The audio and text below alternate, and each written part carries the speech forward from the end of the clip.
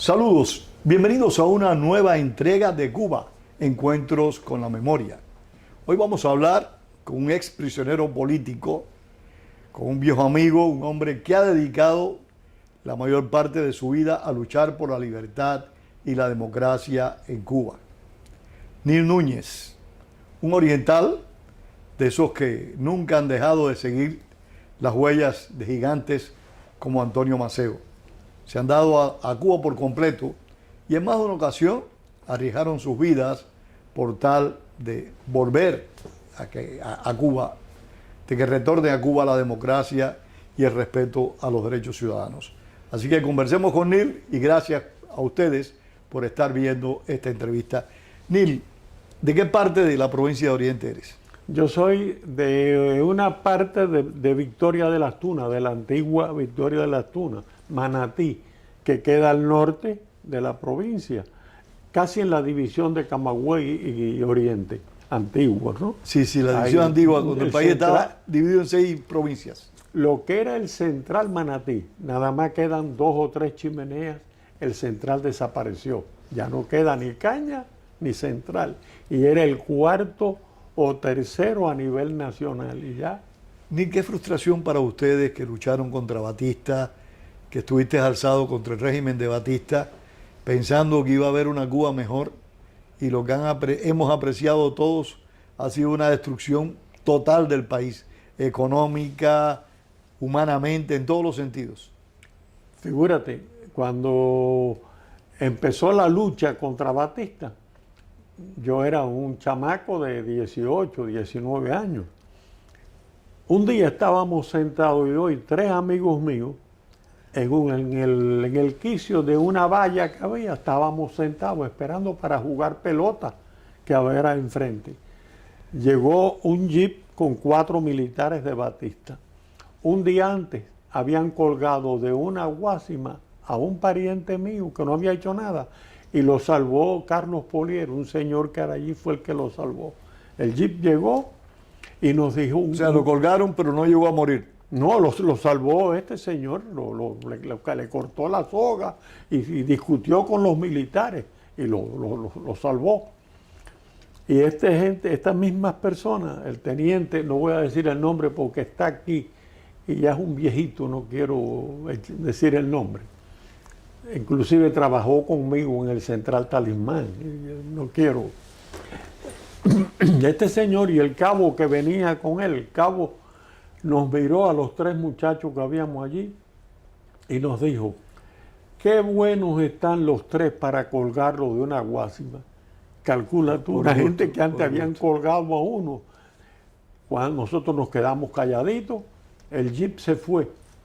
Y cuando se fue, yo le dije a mi primo, Tito, que le decíamos, Eugenio, estaba al lado mío, le dije, a mí no me cuelgan, yo me voy para el monte esta noche. Y me dijo, y yo voy contigo. Esa noche recogimos armas, las personas que sabíamos se las pedimos, yo tenía armas y nos fuimos a una casa, le avisamos a alguien de la guerrilla y vinieron a buscarnos y ese día nos alzamos. Ya al otro día nos fuimos al monte. Sí, si me van a matar porque me maten peleando. No, se lo dije a mi mamá, le dije, mamá, nos tenemos que alzar. No, pero ¿cómo? Digo, ¿qué tú crees? ¿Que nos maten aquí? Ah, no, si la opción es esa, pues que Dios los ayude. ¿Y qué fue lo que te frustró? ¿Qué te desengañó de la revolución cuando triunfa la revolución?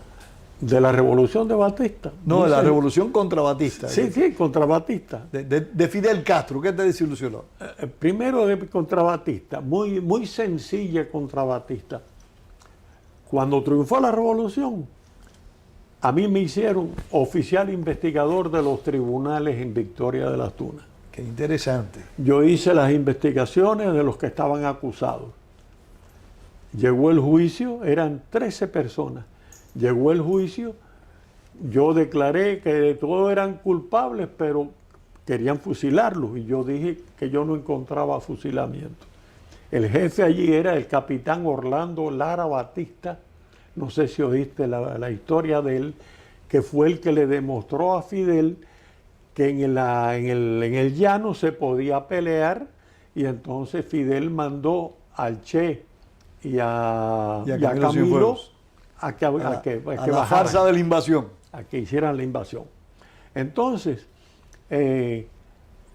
fuimos para hacer la deliberación en la oficina, dejamos acá, había público y estaban los 13 acusados allí.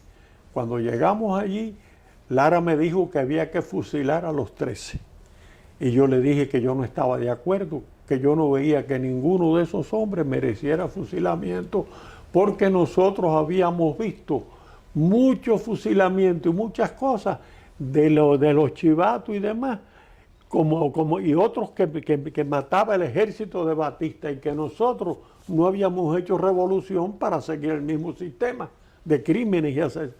Oh, se puso bravo, me ofendió, cogió su pistola, yo cogí la mía, se tiraron los militares que estaban alrededor, a mí me aguantó la pistola, no sé si lo conociste, el Guajiro Hidalgo, que estaba aquí casado con la hija de Pepín Mastrapa, que fue presidente del municipio aquí. A Mastrapa sí lo conocí, pero al Guajiro no. Bueno, pues ese fue el que me cogió. Me sacaron de allí, me montaron en mi carro y me hicieron irme.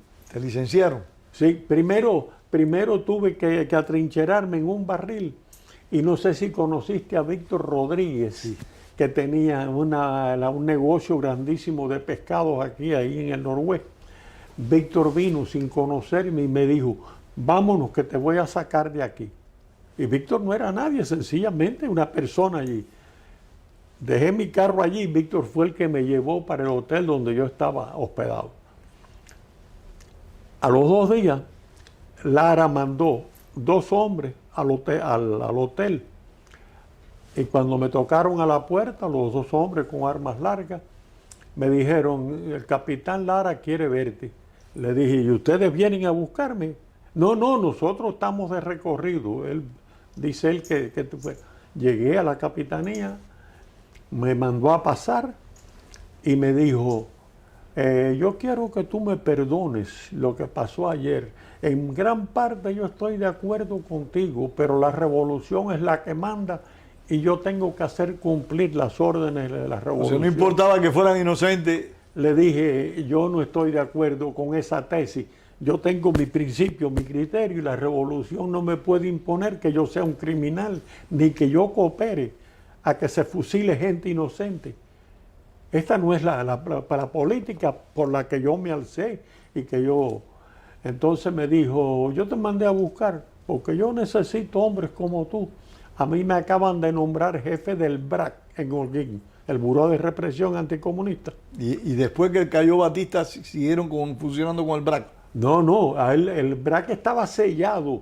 A él lo mandaron allá a romper el BRAC. Y sacar toda la información que tuvieran allí. Ahí se fundó después el DIER, el Departamento de Investigaciones y esas cosas.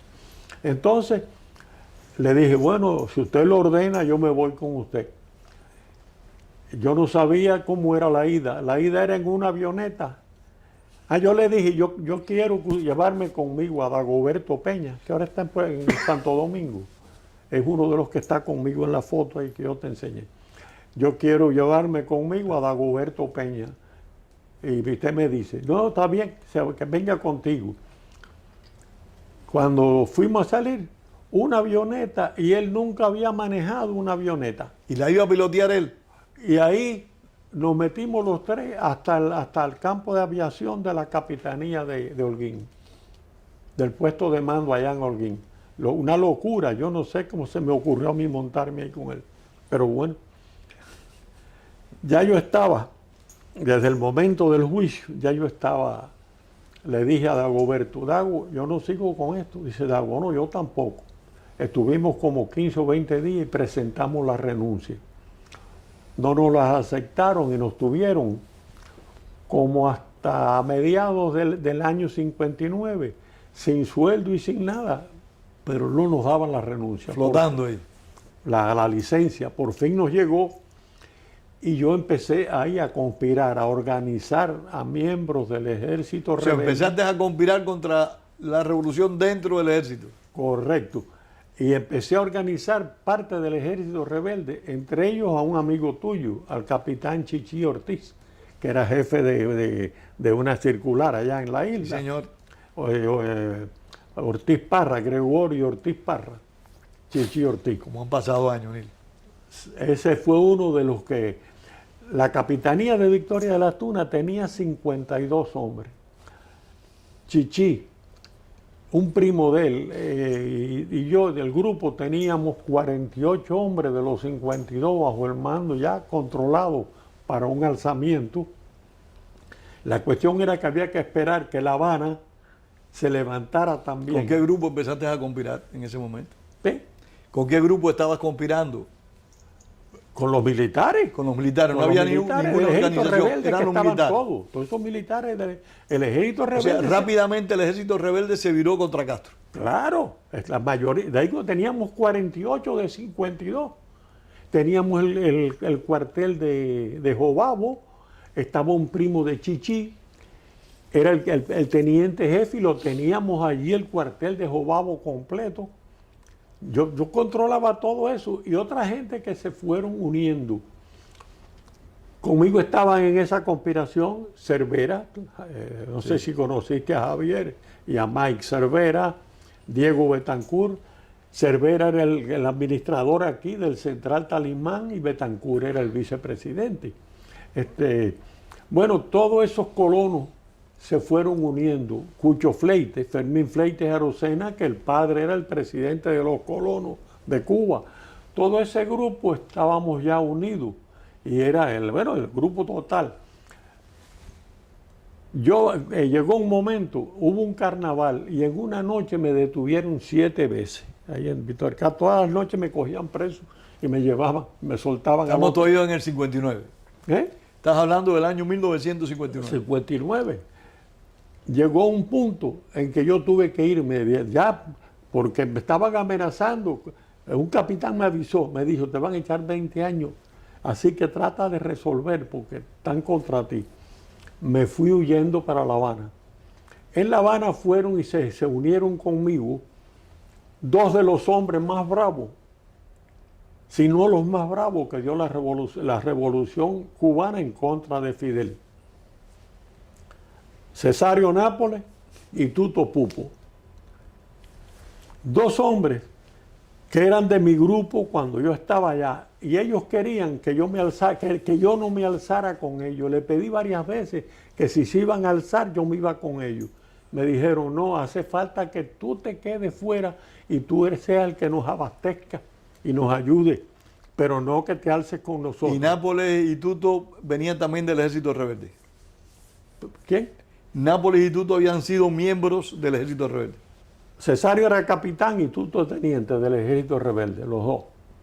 Hayan sido gente brava en el monte y cuando salieron, como te digo, primero estuvieron en La Habana conmigo, en la casa que yo vivía, en J307, frente a la casa que era de Grau San Martín, en la casa de enfrente.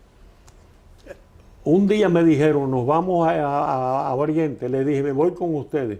No. Tú tienes que seguir aquí, tú nos tienes que seguir ayudando. No me dejaron. Cuando estábamos en el monte, Cesario no quería, cuando estábamos peleando contra Batista, Cesario no quería él me cuidaba como si yo fuera un hijo de él. Él no quería que yo peleara. Los dos eran mayores que tú. Yo tenía que irme a las peleas escondido de él, sobre todo en la Guanábana. No sé si estoy hablando de la Guanábana. No. La Guanábana era el punto entre Camagüey y Victoria de las Tunas, donde más se peleó, la columna 12 del comandante Sardiña, según Fidel, fue la columna que más peleó allí. Y ahí eran los combates diarios porque el ejército trataba de pasar tropas y nosotros los atacábamos ahí. Bueno, estas dos personas se van y se alzan. ¿En qué región se alzaron ellos? ¿En qué región se alzaron? En la zona de las Tunas, que es la zona que conocían. Primero se alzó Tutu. Cuando Cesario se alzó, que se me escapó a mí de La Habana, lo tuve que llevar, lo llevé a coger el tren en Matanza para ir a un lugar allí donde él iba a estar en casa de unos campesinos, amigos nuestros, no iba a ir para Oriente. Lo llevé en el carro de la hija de Salvador Estevalora, de Anaeli, con Juanita Castro y Mirta, una amiga mía. Los tres, él y yo, lo llevamos a Matanza. Fue para la casa de los campesinos, pero a los 2 días se fue a pie desde ahí hasta Oriente y se unió a Tuto. ¿A pie? A pie, por los montes. Y llegó allá, a pie. Porque él estaba huyendo, él no podía dejarse ver. Sí. Y por ahí se fue a pie. Él estaba ya en la clandestinidad en ese momento. Sí, ya estaban alzados, estaban huyendo. Allá estuvieron, alguien los denunció. Estaban ellos escondidos en una mata de ateje, había un hoyo al lado. ¿De qué año estamos hablando, Ney? Perdona. ¿De qué año estamos hablando más o menos? Año 63.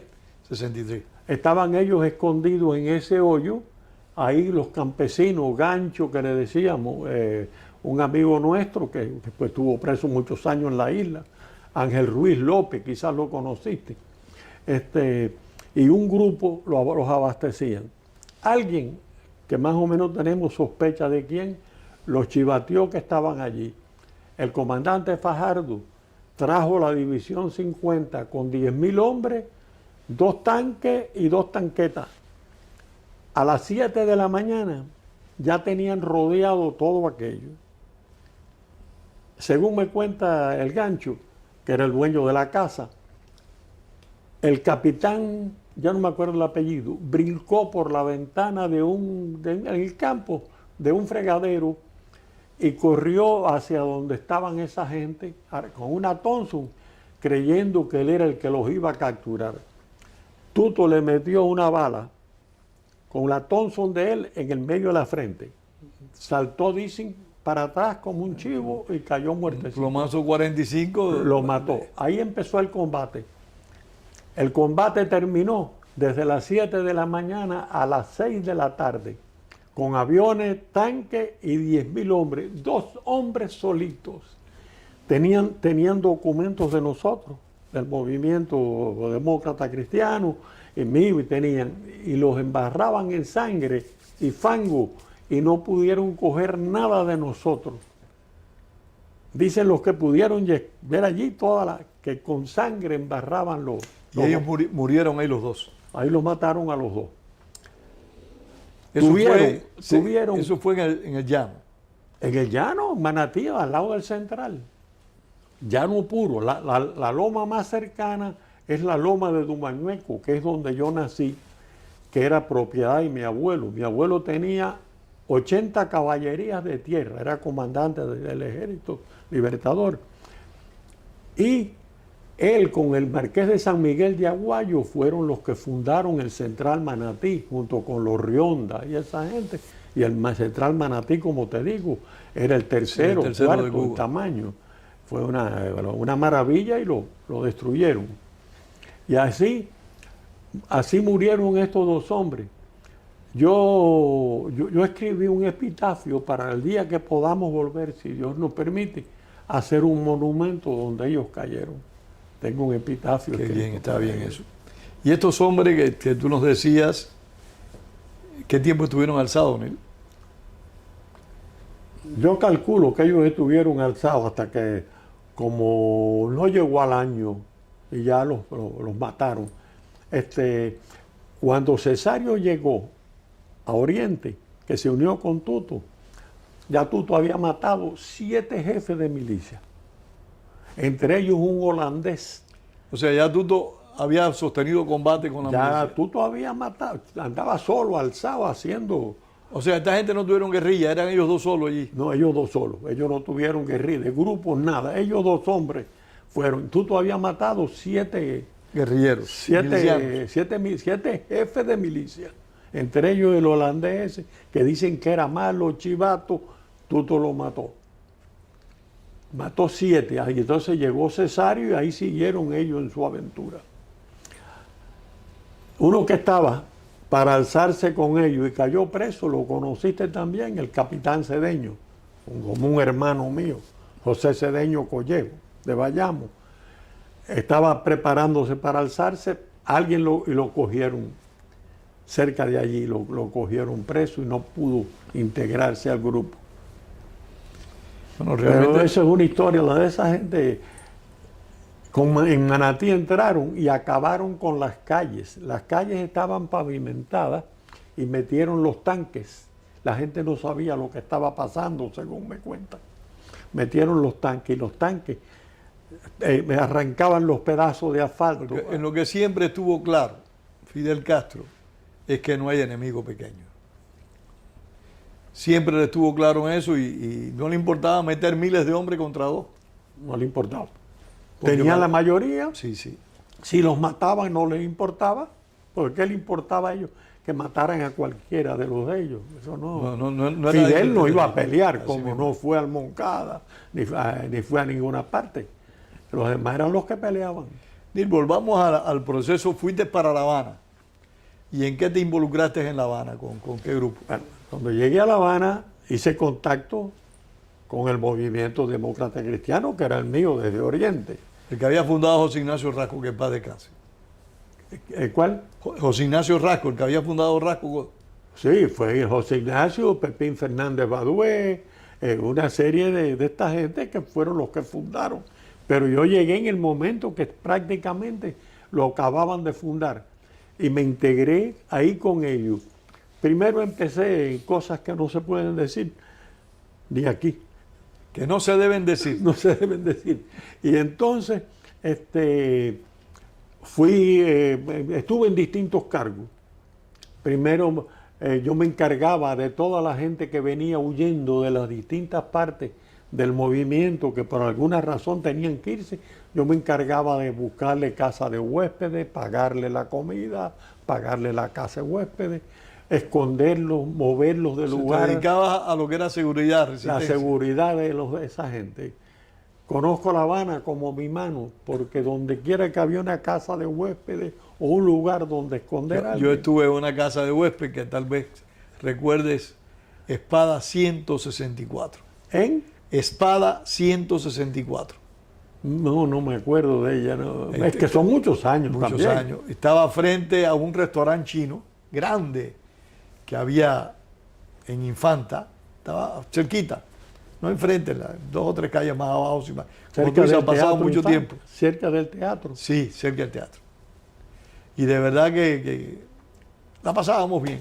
El teatro, Corriendo por ahí. el teatro Infanta era de Gines Jiménez, que estuvo preso también. ¿No? Ah, no lo sabía. Sí, Gines Jiménez, el padre y eso. Pues... Y entonces como conspiraste con la democracia cristiana. siempre, desde el primer momento que estuve con la democracia cristiana. De ahí, cuando pasé de eso, como te digo, a otras cosas, me nombraron Lucas, que es Pepín Fernández Badué. Lucas me dijo, oye, la organización de la juventud está un poco regada.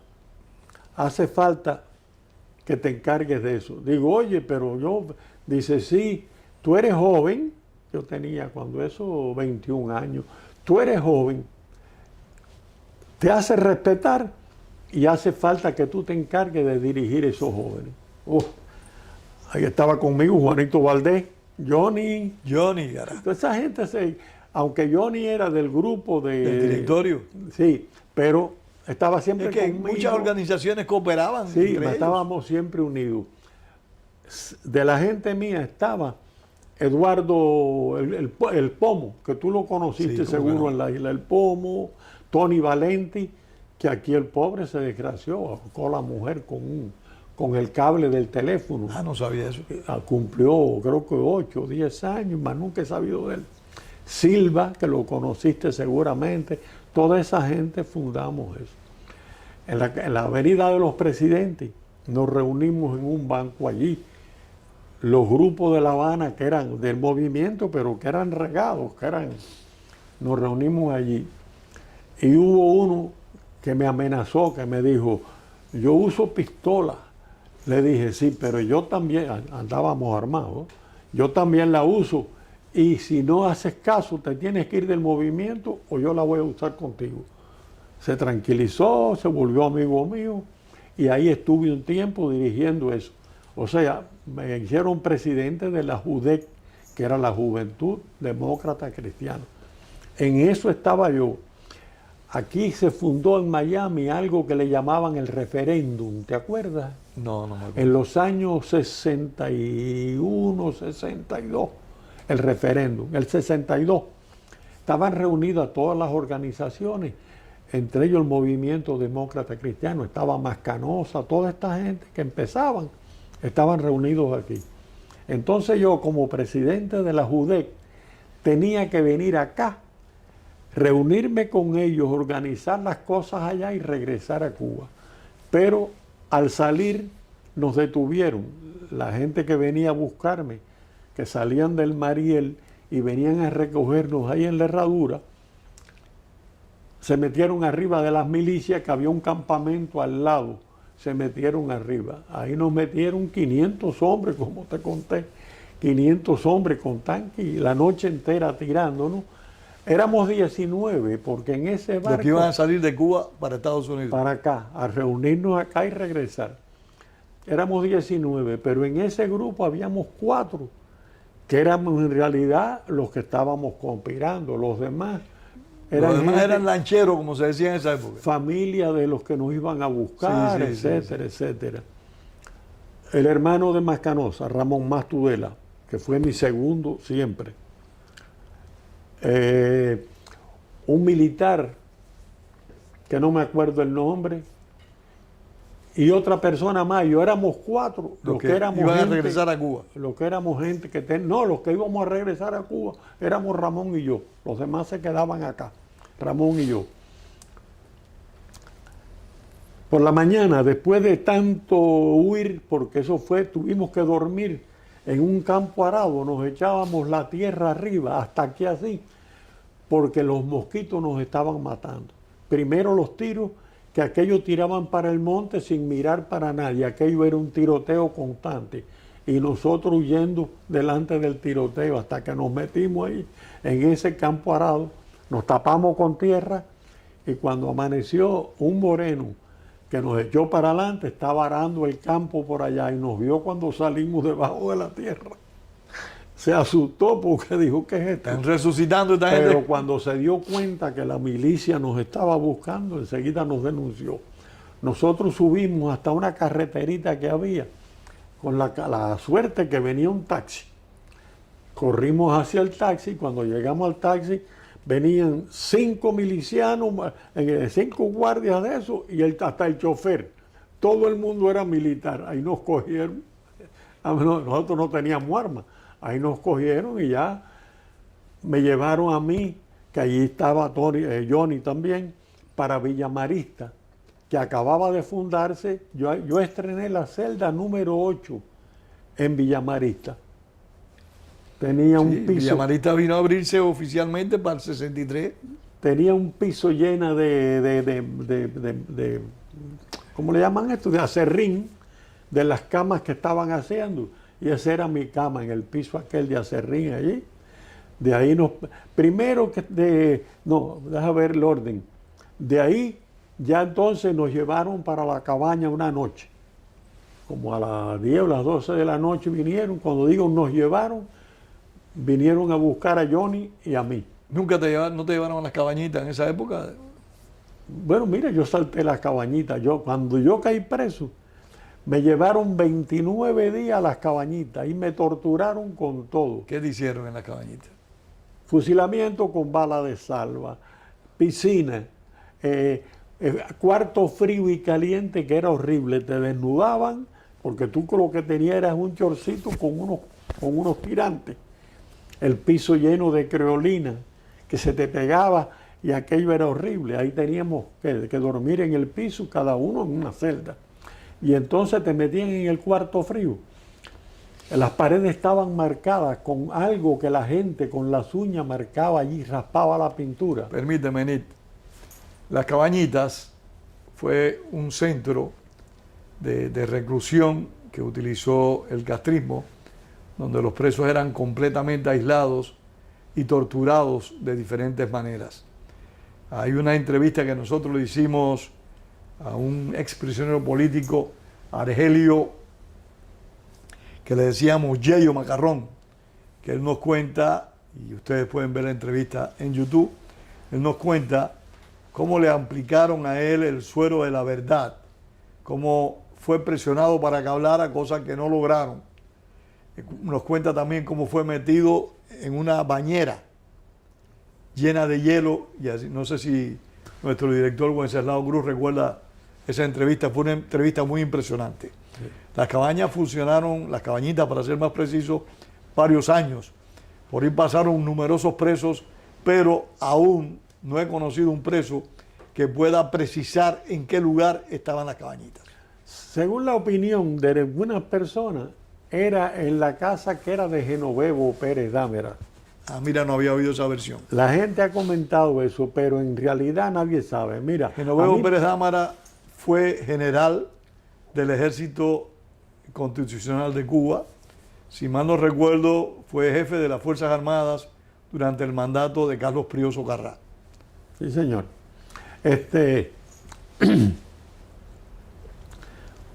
Estábamos en Quinta y 14, en la casa que era de Henao San Martín. Que fue el primer lugar que utilizó el sistema totalitario castrista para detener personas, aislarlas y presionarlas hasta que constituyeron Villa Marista. Bien, de ahí, de Quinta y 14, una noche me dijeron, recoja que se va. Vinieron, pero ya que la gente durmiendo ya en el piso, ahí tirado, porque era que ellos no una cosa del tamaño de esto así, todo el mundo ahí sin. Recoja que se va. Cuando llegué al patio, 4 tipos con metralletas, venga acá, un jeep, acuéstese ahí boca abajo. Primero me engancharon un capuchón. Sí, señor. Acuéstese ahí boca abajo y me pegaron las 4 metralletas. Ahí iba para la cabañita ya. Yo no sé cuántas vueltas dimos, porque lo hacían, parece, para que no te orientaras. Empezamos a dar vueltas, como yo calculo que a la media hora por ahí, pues, uno está en un estado que no puede calcular. Llegamos a ese lugar. Cuando nos bajamos, había un tipo que yo oía la voz de él y decía, ¿cómo era que decía? Un refrán, y decía, y aquí sí es verdad que no hay quien salga vivo, porque no sé qué cosa, y nos insultaba. Después me enteré. Y tirado en el piso del jeep. Tirado en el piso del jeep tú. No, ya nos habían bajado del jeep y nos llevaban empujándonos. A mí por lo menos me iban empujando. Con el capuchón puesto. Con el capuchón, no sé, hasta que llegué a la celda, me metieron en la celda, me dijeron que me quitara la ropa, me dejaron en cuero y pasé para ahí. Entonces me dieron un chorcito con unos tirantes y ahí aquello sin nada, una celda así, llena como de creolina. Y cuando te acostabas en el piso aquel se te pegaba del cuerpo, aquello era una asquerosidad. Nunca nos dieron un baño en el tiempo que estuvimos.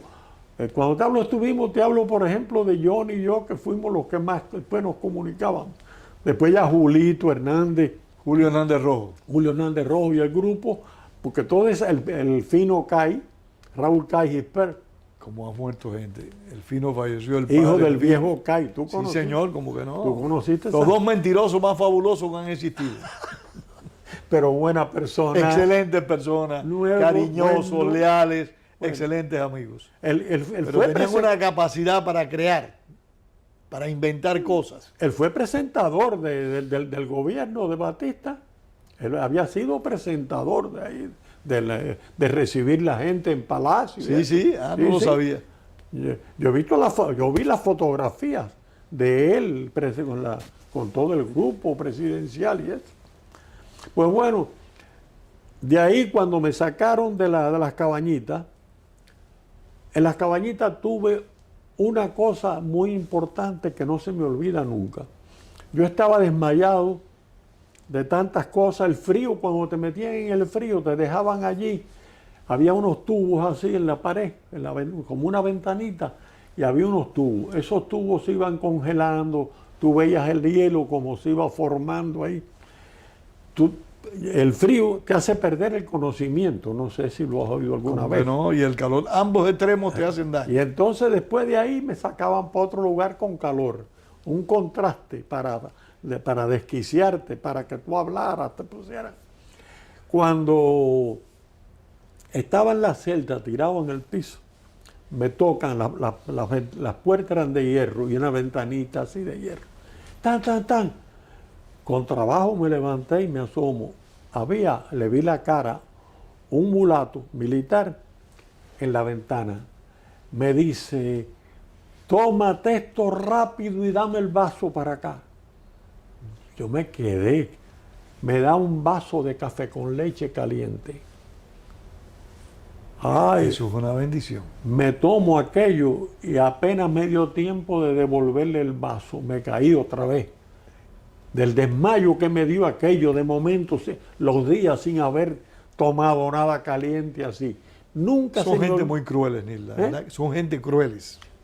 Al contrario, nunca se me olvida ese gesto. El tipo me bueno, ese hombre se portó bien contigo. Ese tipo, en términos generales, son crueles. Sí, ese tipo se portó bien conmigo. Me trajo el vaso de leche porque me vio como yo estaba. Sí, me dijo, tómatelo rápido para que no lo vieran a él. Porque lo estaba haciendo oculto de sus compañeros. Ese es un gesto. Yo nunca supe el nombre del individuo, más nunca lo vi. Hay que recordar, en todas partes se cuecen habas. Sí, señor. Por eso uno debe evitar generalizar. Cuando el sheriff fue herido en el pecho con un fusil, con una bala de FAL, Jorge Gutiérrez Izaguirre, compañero nuestro de toda una vida, que falleció hace poco tiempo. Cuando el sheriff fue herido, que lo fueron a rematar, un oficial que se opuso rotundamente a que lo ejecutaran. Y realmente, y el sheriff lo decía, en cualquier lugar se encuentra una buena persona mala, pero bajo el castrismo te encuentras una persona buena y 1000 malas, porque los hacen malos. Sí. Pues entonces, ya después de las cabañitas nos sacaron a los del directorio, que yo no sabía que estaban allí, ni ellos sabían que estaba yo, porque allí tú no sabías quién estaba, ni en qué celda. Pero tú habías logrado ver a Juanito allí, lo habías podido ver. No, si allí no se podía ver a nadie. Yo vi a Juanito cuando nos sacaron para allá, para Villamarista. Para Villamarista fue cuando viste a Juanito. Cuando yo llegué a Villamarista, como a los 30 días ya de haber salido, o sea, tuve 29 en la cabañita. Al día siguiente, o a los 2 o 3 días, a mí me dieron una visita. Yo salí allá en Villamarista. Yo salí, nos dieron 10 minutos, nos dijeron a mi hermana y a otra muchacha amiga de ella, que fue con ella. Y cuando yo salí, yo pasé frente a un espejo azul que había. Cuando me sacaron los guardias, yo miré, había un espejo azul. Yo no me conocía. Cuando te viste te asustaste. No me conocía, la barba era grande, el pelú, así. Y cuando mi hermana me vio, lanzó el grito cuando me vio, porque no pudo contenerse de cómo me vio acabado. Ahí estuve, ahí sí vi a Johnny después. Ahí estuve hasta que nos sacaron entonces para la cabaña. Llegamos a la cabaña de noche. Johnny me decía, pregúntale, él me decía, Nil, nos fusilan esta noche. No, Johnny, no nos va. Yo iba más asustado que él, pero yo le daba ánimo. Es que Johnny está tan nos fusilan esta noche. Llegamos allá, nos metieron por una pila de túneles hasta que llegamos a una oficina. En esa oficina nos tomaron los datos y de ahí nos mandaron para la galera 7. De ahí recorrí de las 7 a las 11, a las 13, a distintas galeras en el tiempo que estuve ahí. Entonces de ahí me sacaron para la isla. Para Isla de Pino. Todavía, cuando llegaste estaba la época todavía caliente de los fusilamientos. Cuando yo llegué a la cabaña, noche por noche fusilaban a alguien, sonaba el cañonazo de las 9. Había que apagar las luces de la galera, que habíamos en una galera que los españoles habían hecho para 60 personas, habíamos 307. Así era. El piso lleno de gente durmiendo así, eran torres de 4 camas, camas sin colchones, alambre puro. Sí. Algunos tenían un pedacito y los demás en el piso, en sacos, en papeles, durmiendo en el piso así completico. Y sin agua.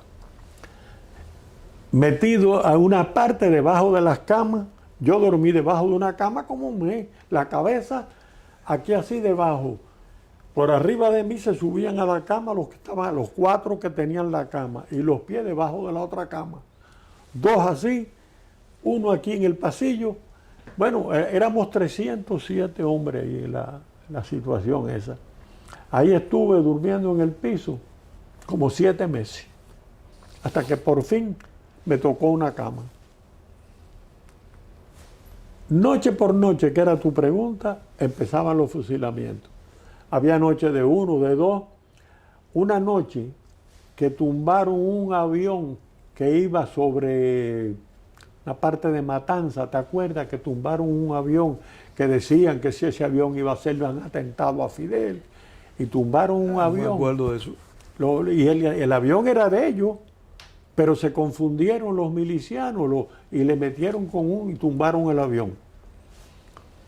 Esa noche, después de eso, que yo creo que los que fusilaron ahí fueron militares por haber tumbado el avión, fusilaron en una noche como 12.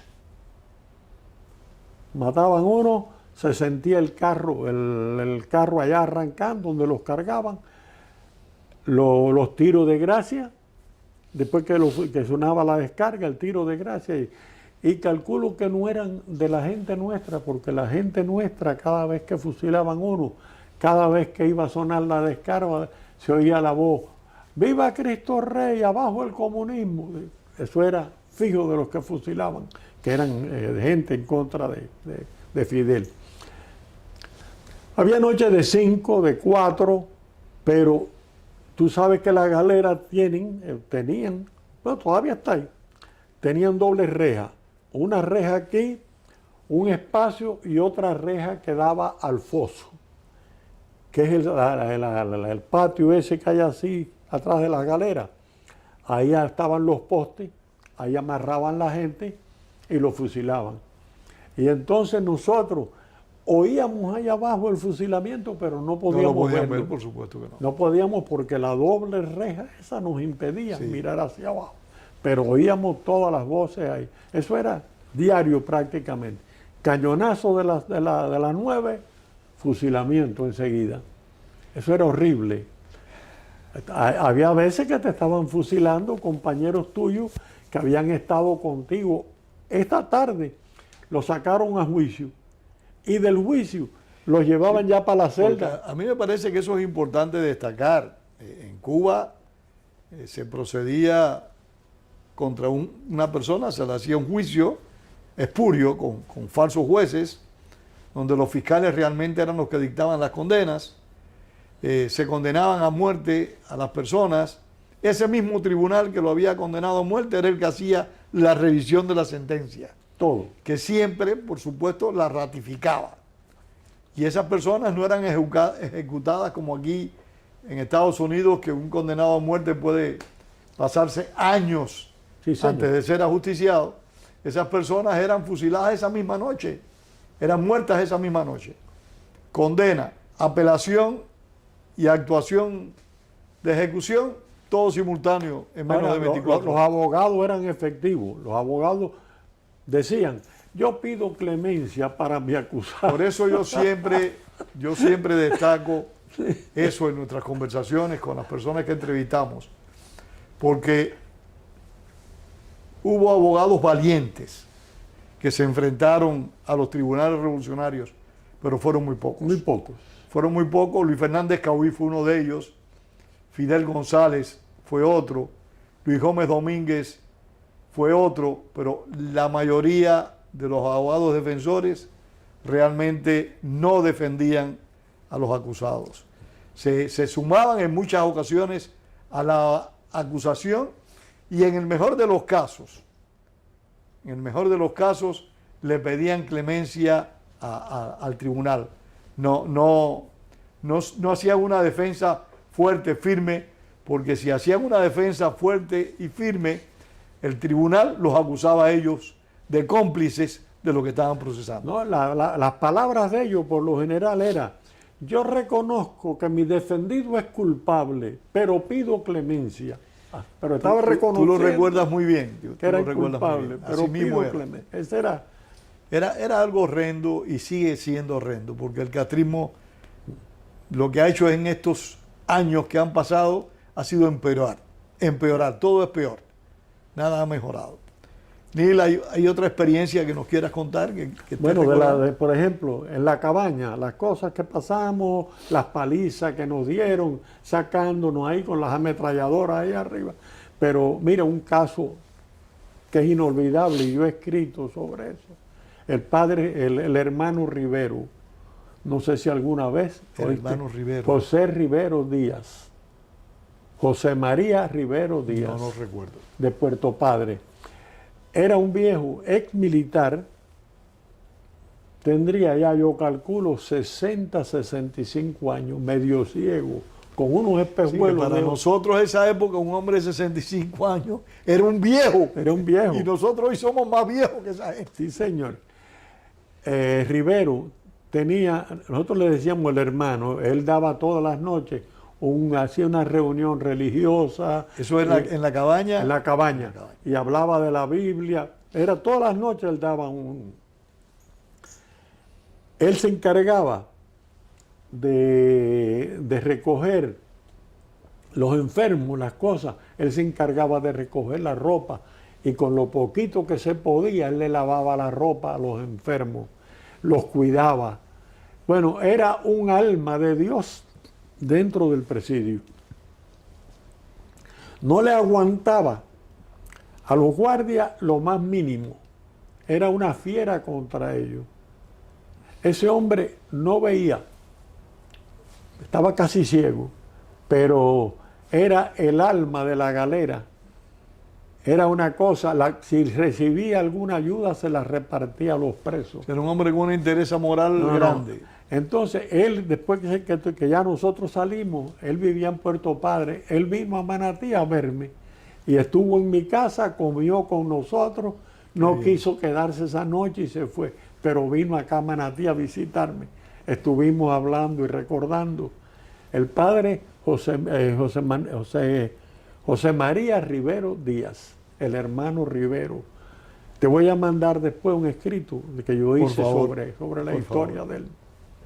Es que son personas que marcaron pautas en la vida de nosotros. Estaba allí con nosotros, que le dieron una paliza al pobre, que por poco lo matan. El 11 de julio, creo que fue una fecha de una paliza allí en la cabaña. Nos sacaron a todo el mundo y nos dieron golpe a diestra y siniestra. Las cabañas eran tradicionales, esa golpiza, igual que Isla de Pinos. Sí. Estaba con nosotros José Luis Lorenzo Porto, el dueño de la Ciré, el viejo dueño de la Ciré, la persona más noble y buena. Tú sabes una cosa que yo recuerdo mucho, cómo los guardias se empecinaban en maltratar a los mayores. Les daban a los jóvenes con satisfacción, pero los mayores también recibían muchas palizas. Porque eran malos. Es que eran malos. Muchas palizas. Ese padre Rivero, el hermano Rivero, había uno, tú estuviste en la cabaña. Tuve tránsito en la cabaña. En tránsito, había uno que le decían el gambao. Era de eso, un rubio él. Ese tipo era una de las cosas más malas que había allí, de los guardias, abusador. Tú ibas pasando y por gusto te daba un planazo, un golpetazo. ¿Cómo lo decían? Y el padre Rivero había colgado una ropita en la reja, que no se podía ver, de un enfermo. Y él vino y abrió la reja y ofendió a todo el mundo allí y cogió la espada esa que traía y le hizo a la ropa y se la tiró al piso. El padre Rivero salió y le fue arriba y el gambao tuvo que correr.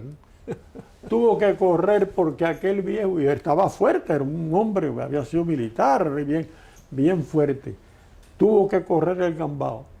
Después vinieron 3 o 4 guardias entonces y se lo querían llevar, pero los presos nos opusimos y formamos un rollo.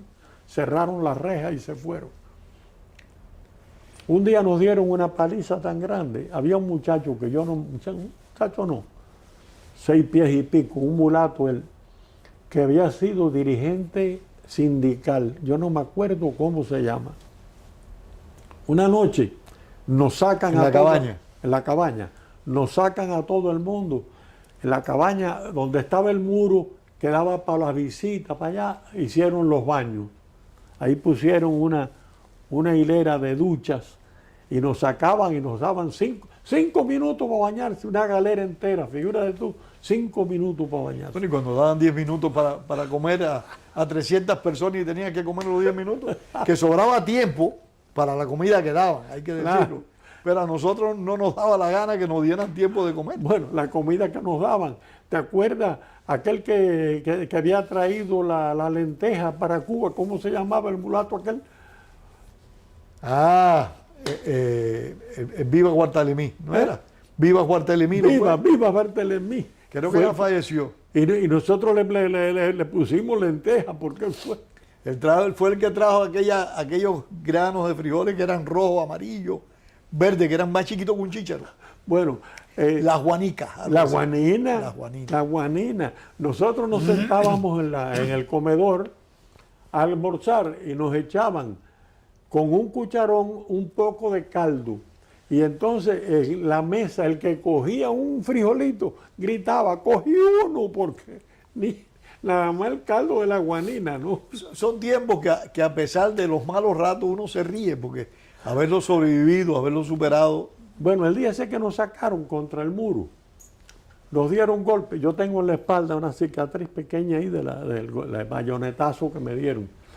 Nos sacaron ahí y nos tiraron contra la pared aquella. Empezaron a dar golpes y por gusto te daban un golpe, un bayonetazo. Ese mulato grandote que estaba al lado mío, yo le dije, oye, nos van a matar, vamos a virarnos. Y me dijo, vamos. Y empezamos a organizar la gente al que estaba al lado para virarnos contra la guarnición. Tenían las ametralladoras ahí arriba, pero los iban a matar ahí con tan buena suerte que yo no sé por qué. Cuando estábamos en eso, dijeron, arriba para la galera, y nos sacaron a la carrera, a bayoneta. Porque ellos tenían un olfato también. Cuando ellos se dan cuenta cuando la gente no soportaban más. Tenían olfato, hay que reconocerlo. O tenían gente que estaban mirando y se daban cuenta cuando había alguna tensión. Sí. Es verdad. Eso pasó en 2 o 3 ocasiones, tú lo recordarás, en el presidio Isla de Pinos. Sí.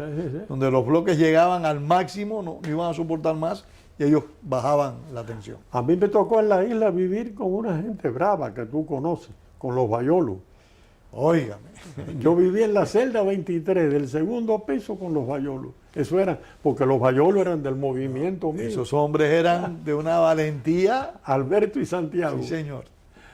Alberto se murió. Vivía aquí cerquita de nosotros. Alberto tenía Yo no vi a los bayolos nunca aquí en Miami.